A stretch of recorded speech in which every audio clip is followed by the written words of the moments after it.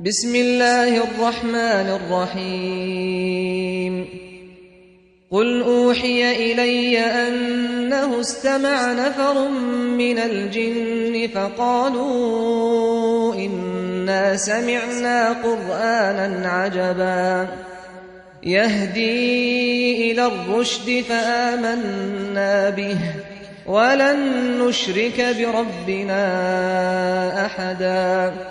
وأنه تعالى جد ربنا ما اتخذ صاحبة ولا ولدا وأنه كان يقول سفيهنا على الله شططا وأنا ظننا أن لن تقول الإنس والجن على الله كذبا وأنه كان رجال من الإنس يعوذون برجال من الجن فزادوهم رهقا وأنهم ظنوا كما ظننتم أن لن يبعث الله أحدا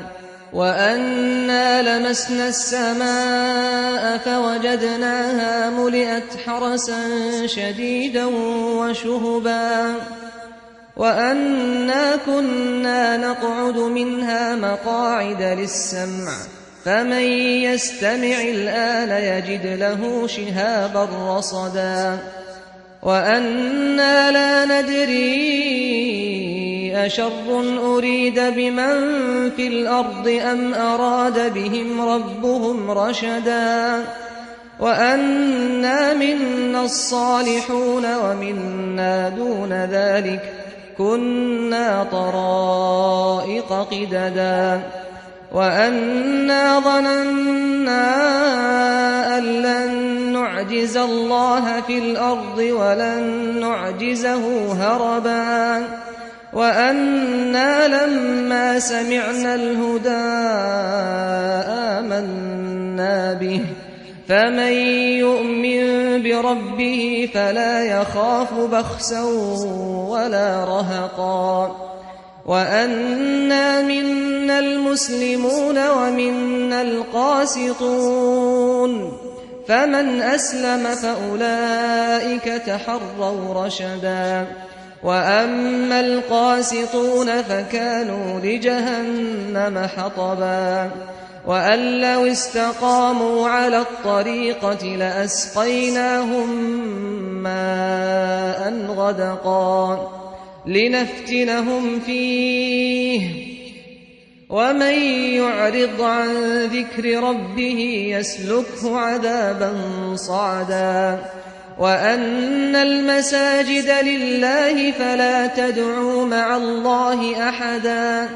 وأنه لما قام عبد الله يدعوه كادوا يكونون عليه لبدا قل إنما أدعو ربي ولا أشرك به أحدا قل إني لا أملك لكم ضرا ولا رشدا قل إني لن يجيرني من الله أحد ولن أجد من دونه ملتحدا إلا بلاغا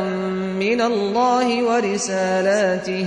ومن يعص الله ورسوله فإن له نار جهنم ومن يعص الله ورسوله فإن له نار جهنم خالدين فيها أبدا حتى إذا رأوا ما يوعدون فسيعلمون من أضعف ناصرا وأقل عددا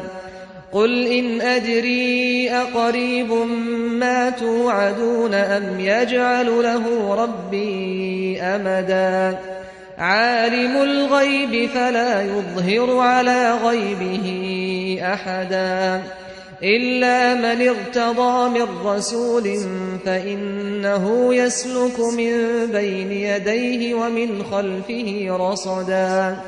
ليعلم أن قد أبلغوا رسالات ربهم وأحاط بما لديهم وأحصى كل شيء عددا